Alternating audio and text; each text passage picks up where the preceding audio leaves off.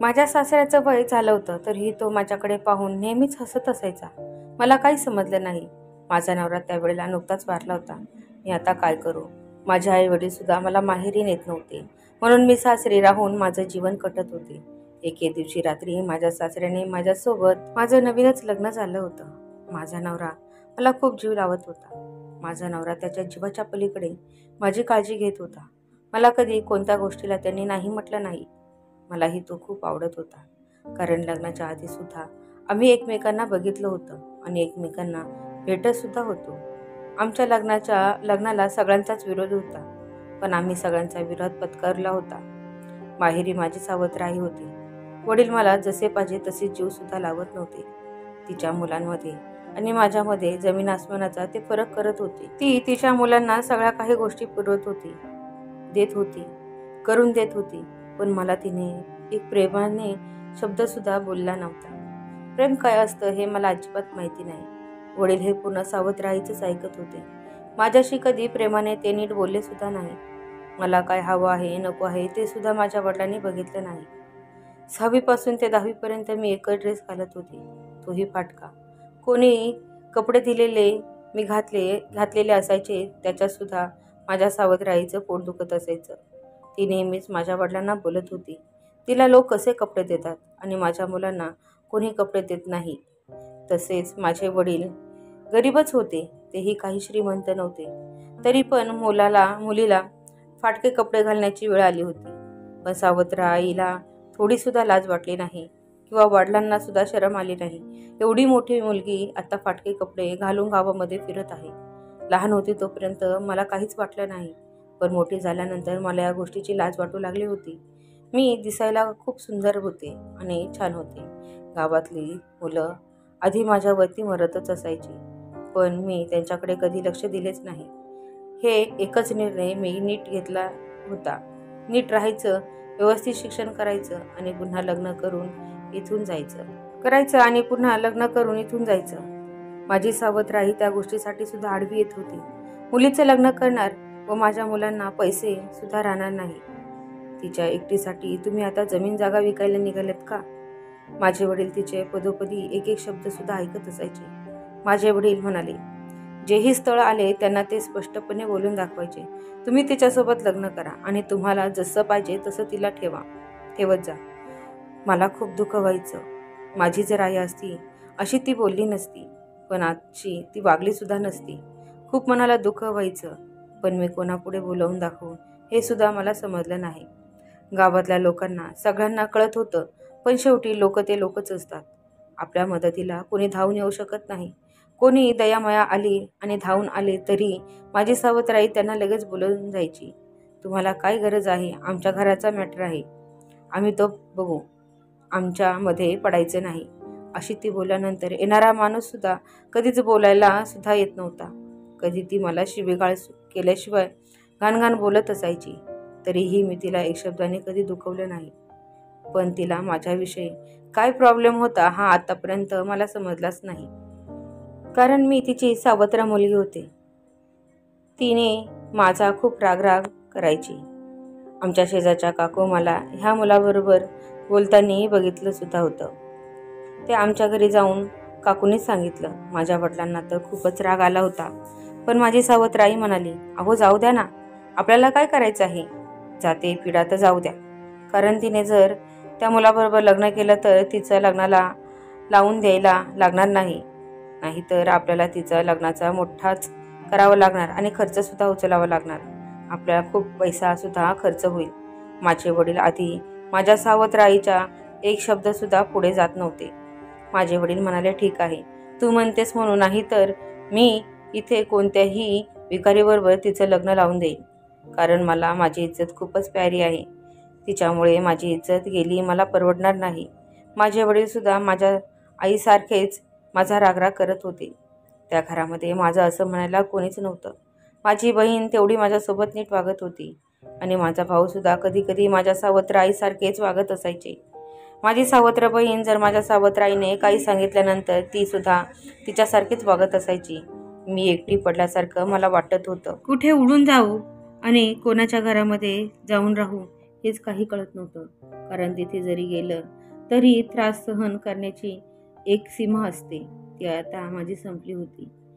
आपण कोणताही त्रास सहन करू शकत नाही, नाहीतर आपण आपला जीव गमावतो, नाहीतर कुठेही निघून जातो. आता माझं हे त्रास सहन करण्याची सीमा संपतच आली होती. माझे वडील माझं स्थळ घेऊन रोहनच्या घरी गेले होते. त्या मुलाचे नाव रोहन होते आणि मी श्रद्धा. रोहनचा नंबर माझ्याकडे होता. माझ्या वडिलांनी त्याचा नंबर घेतला आणि चांगला त्याला विचारपूस सुद्धा केली. हे बघ, तू हिच्याबरोबर लग्न केलं तर मी हिला पुन्हा घरात घेणार नाही. तू तिला तिकडे मारून टाक, नाहीतर विहिरीत ढकलून दे, पण मी घरामध्ये घेणार नाही. त्याच्यामुळे तू मागचा पुढचा नीटच विचार कर आणि लग्नाला होकार दे. तेव्हा रोहन म्हणाला, काका तुम्ही काहीच काळजी करू नका, मी श्रद्धाची चांगली काळजी घेईन. तुम्ही काही टेन्शन घेऊ नका. माझ्या आधी तिच्यावरती प्रेम आहे. मी तिच्याशी लग्न करायला तयार आहे. मी माझ्या बाबांना विचारतो आणि तुम्हाला सांगतो. तेव्हा रोहन म्हणाला, काका हा होकारच आहे, तुम्ही काही टेन्शन घेऊ नका. मी घरी जातो, तुम्हाला लगेचच फोन करतो. तेव्हा रोहन घरी गेल्यानंतर त्यांनी तिची सगळी काही हकीकत सांगितली. तिचं नाव श्रद्धा आहे, तिच्या घरी कोण कोण आहे, तिला किती त्रास देतात, हे सगळं काही त्यांनी त्याच्या बाबाला सांगितलं. रोहनच्या घरामध्ये त्याची आई आधीच वारली होती, त्याच्यामुळे बाई माणूस म्हणून असं घरामध्ये काम करणारं कोणीच नव्हतं. त्याची लहानी बहीण होती, पण ती फक्त जेवण वगैरेच तिला इतकंच बनवता येत होतं. साफसफाई हे काही तिला जमत नव्हतं, कारण ती फक्त 13-14 वर्षाचीच मुलगी होती. ती नुकतीच 10वीला गेली होती, त्याच्यामुळे तिच्यावरती अभ्यासाचा ताण सुद्धा येत होता. आराध्या नेहमीच म्हणत असायची, दादा तू लग्न कर ना आणि एक छानशी वहिनी आण, म्हणजे मी छान असा अभ्यास करून शाळेमध्ये पहिला नंबर येण्याची माझी इच्छा आहे. तेव्हा रोहन म्हणाला, हे बघ आराध्या, तुझ्यासाठी मी छान एक वहिनी आणणार आहे, पण तुला शाळेमध्ये नक्कीच पहिला नंबरने पास व्हायचे आहे. तेव्हा आराध्या खूपच खुश झाली. खरंच दादा तू लग्न करणार आहेस का? तेव्हा मी तिला हो म्हणालो. सगळा काही खर्च मीच केला होता. मीही जास्त काही श्रीमंत नव्हतो, कारण माझ्या पाठीसुद्धा माझी लहान बहीण होती. हे माझ्या लग्नाचा खर्च सुद्धा केल्यानंतर बाकीचे बहिणीचे शिक्षण पाणी, बाबा आजारी असायचे, त्यांचं दवा औषध सुद्धा कशी करणार. मी सगळ्या काही गोष्टीचा विचार करून छोटंसं चांगलं असं स्वतःचं लग्न सुद्धा मी माझ्या पैशानेच केलं होतं. श्रद्धाच्या बापांनी 1 रुपया सुद्धा मदत लग्नासाठी केली नाही. त्यांनी कोणत्याच प्रकारचा खर्च सुद्धा केला नाही. मला श्रद्धाचे कपडे सुद्धा मीच घेतले होते, कारण श्रद्धाच्या वडिलांनी तशी आटच घातली होती. मी तिला 1 रुपया सुद्धा देणार नाही आणि कोणत्याच प्रकारचा तिच्यावरती खर्च सुद्धा करणार नाही. ती आमच्यावरती एक बोजा म्हणून आम्ही सांभाळत आहोत आणि ती आमच्या घरातली एक मोलकरी नाही. मी हे ऐकल्यानंतर एखादा बाप असा बोलतोय याच्यावरती माझा अजूनही विश्वास नव्हता. मला समजत नव्हतं श्रद्धा किती त्रासातून चालली असेल, तिला किती तिथे त्रास होत असेल. कारण एखादा बाप जर असा बोलल्यानंतर त्या मुलीची काय दशा करत असेल तो, हे समजलं होतं. आमच्या लग्नाची तारीख ठरली होती, लग्न झालं होतं, श्रद्धाला घरी आणलं होतं. श्रद्धा खूप खुश होती. सगळ्या काही गोष्टी एकदम व्यवस्थित चालल्या होत्या. मी श्रद्धाला घेऊन फिरायला निघालो होतो. श्रद्धा ही खूप आनंदी होती, जसं काही तिच्या आनंदाला पारावरच उरला नव्हता. एवढ्या दिवसांनी प्रेम काय असतं या गोष्टीचा तिला अर्थ कळाला होता. आई वडिलांच्या इथे तिने आयुष्यभर दुःखाचे डोंगर पाहिले होते. प्रेमाचा शब्द सुद्धा तिने कधी कोणाच्या तोंडून ऐकला नव्हता. शिवीगाळीशिवाय तिला कधी कोणी आवाज सुद्धा दिला नाही. श्रद्धाचा नवरा तिच्यावरती जीवापाड प्रेम करत होता. तिचा सासरा, तिची लहानी नणंद तिला बहिणीसारखी जीव लावत होती. तिचा सासरा तिला बापासारखा जीव लावत होता. असं वाटत होतं मी इथे जन्माला न आले असते तर बरंच झालं असतं. या घरामध्ये बरं झालं असतं, कारण इथे सुनेला सुद्धा मुलीसारखंच मानत होते. माझा नवरा आता कामाला गेला होता. घरामध्ये मी एकटीच होती. माझी नणंद शाळेत होती. तिची शाळा संपत आली होती. ती आता कॉलेजला जाऊ लागली होती. माझ्या लग्नाला आता 2 वर्ष झाली होती. तरीही माझी नणंद सुद्धा वयात दिसत होती. तिचं सुद्धा आता आम्हाला लग्न करायचं होतं. मी माझ्या नंदेला म्हणू लागले होते, नणंदबाई माहेर आहे तोपर्यंत मजा करून घ्या. तीही आता लाजून बोलली, हो वहिनी तू सांगतेस ती काही खरीच गोष्ट आहे, नाहीतर तू इथून आल्यापासून नुसतीच काम करत आहे. मी हसले आणि म्हणाले, नाही ग, असं नसतं. इथे आल्यापासून माझं जीवन बदललं आहे. तुझ्या भावासारखा नवरा मला भेटला आहे, हेच माझं भाग्य आहे. श्रद्धा सुद्धा रोहनवरती जीवापाड प्रेम करत होती. बोल करता करता रोहनला आणि श्रद्धाला एक मूल सुद्धा झालं. त्याचे कोड कौतुक त्याचे आजोबा आणि आत्या करत होते. सगळं काही व्यवस्थित चाललं होतं, पण कधी कधी सुख संसाराला कोणाची ना कोणाची नजर लागल्यासारखं होतच असतं. त्यांच्या घराचा गाडा हा एकदमच घसरून जातो. माझ्याही आयुष्यामध्ये सुख म्हणजे काय असतं हेच मला माहिती नव्हतं. सुख आल्यानंतर थोडे दिवस सोबती असतं, तेही मला आत्ताच कळालं होतं. माझा नवरा कामाला गेला असताना त्याचा तिथेच कंपनीमध्ये एक ॲक्सिडेंट झाला होता. त्या ॲक्सिडेंटमध्ये माझ्या नवऱ्याचा जीव गमावला जातो. कंपनीवाले सुद्धा त्याला वाचवण्याचा खूप प्रयत्न करत होते, तरी पण त्यांना यश काही आले नाही आणि तिथेच माझ्या नवऱ्याचं गतप्राण झालं. आभाळ फाटल्यासारखं वाटत होतं. पायाखालची जमीन सरकून गेली होती. कान सुन्न झाले होते. शरीरातला आत्मा निघून चालला होता. हाय मोकलून मी रडत होते. माझा नवरा मला सोडून गेला होता. त्याच्या वडिलांचा एकुलता एक मुलगा होता. आराध्याचा एकुलता एक भाऊ होता. ती रडू लागली होती. लहान बाळ सुद्धा रडत होतं. त्याचे सुद्धा आता खूपच हाल झाले होते. तिन्ही दिशा काही काहूर करू लागल्या होत्या. आभाळ लालबुंद झालं होतं. तो सुद्धा रक्ताचे आसू रडत होता, असंच वाटत होतं. कधी कधी दुःख हे आपल्या आयुष्यात कधी संपतच नाही. आता मला स्वतःच कंबर कसावी लागणार हे मला चांगलंच माहिती होतं. माझ्या पाठी एक बाळ होतं आणि माझे सासरे होते. माझ्या नंदेचं लग्न सुद्धा आम्हाला करायचं होतं. याची आम्ही तयारी घेतली होती. सगळे सुखावरती एकदमच पुन्हा दुःखाचं सावट आलं होतं. माझा सासरा म्हणू लागला, तू एवढी जवान आहेस, तुला हवी असेल तर तू दुसरं लग्न करू शकते.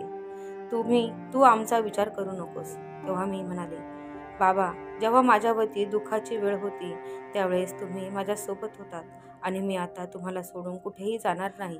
माझी आई आणि वडील हे पाहुण्यासारखे आले. माझ्या नवऱ्याच्या सगळ्या काही अंत्यविधी केल्या, पण माझ्या बाळाला किंवा मला विचारपूस सुद्धा केली नाही आणि पुन्हा ते घरी निघून गेले. माझ्या आईवडिलांना मला साधं दुःख उतरवण्यासाठी घरी सुद्धा बोलवलं नाही. त्यांना वाटत होतं ती पुन्हा आपल्याकडे राहायला आल्यानंतर आयुष्यभर आपल्यावरती बोजा म्हणून मला तिला सांभाळावं लागणार.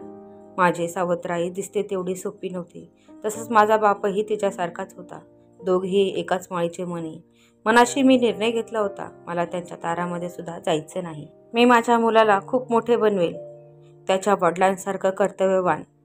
माझ्या आईवडिलांची त्याच्यावरती सावलीसुद्धा मी पडू देणार नाही. माझ्या सासऱ्यांना मी एकटं पडू देणार नाही. माझ्या नंदेचा भाऊ वारला आहे हेही मी तिला कधी भासू देणार नाही, कारण एकमेव म्हणून मीच आता या घरचा आधार होते आणि मीच मुलीसारखी त्या घरासाठी कष्ट करत होते. माझ्या मुलाला शिकवत होते. माझ्या मुलाला चांगल्या मोठ्या शाळेमध्ये मी घातलं होतं. मी रात्रंदिवस कष्ट करत होते. नंदेचे लग्नसुद्धा मोठ्या धूमधामीत मी करून दिले होते. सगळे माझं आता नाव काढू लागले होते. श्रद्धाने खूप मेहनतीने खूप कष्टाने घर सांभाळलं आहे. मुलगा जसं सांभाळतो तसं श्रद्धाने घर सांभाळलं होतं. सासऱ्याच्या वेळेवरती सगळी काही औषधं पाणी करत होती. मुलाचे शिक्षण सुद्धा चांगल्या शाळेत चाललं होतं. ती मोठ्या पोस्टवरती आता कामाला लागली होती. नवऱ्याच्या जागेवरती कंपनीने घेतलं होतं. तिचा नवरा ज्या दिवशी वारला त्या दिवशीच ती या घरचा मुलगा झाली होती. म्हणूनच कोणतीही सून असो किंवा मुलगी असो, घरासाठी कष्ट करत असेल तर तिचा आदर करा. सावत्राईला एकच विनंती आहे, तिची सुद्धा तुमचीच मुलं आहेत. तिला सुद्धा परक्यावानी वागू नका. तुमच्या सख्या मुलांपेक्षा तुमच्या दुसऱ्या सवतीची मुलं तुम्हाला जास्त जीव लावतील, हे सुद्धा लक्षात ठेवा. पण आपल्या वागण्यामधून परकेपणा कधी दाखवू नका, एवढीच माझी विनंती आहे. तर मित्रांनो, ही गोष्ट काल्पनिक आहे. हिचा कोणाशी काही संबंध नाही आणि संबंध आल्यास तो निव्वळ योगायोग समजावा. जर तुम्हाला ही छोटीशी गोष्ट आवडली असेल तर नक्कीच चॅनलला लाईक करा, शेअर करा. छान छान गोष्टी पाहण्यासाठी क्रियांश रिअल स्टोरी या चॅनलला सबस्क्राईब करा. सगळ्यात पहिले नोटिफिकेशन तुमच्यापर्यंत पोहोचण्यासाठी ऑलवर सेट करून ठेवा. धन्यवाद. भेटूया पुढच्या व्हिडिओमध्ये. नमस्कार.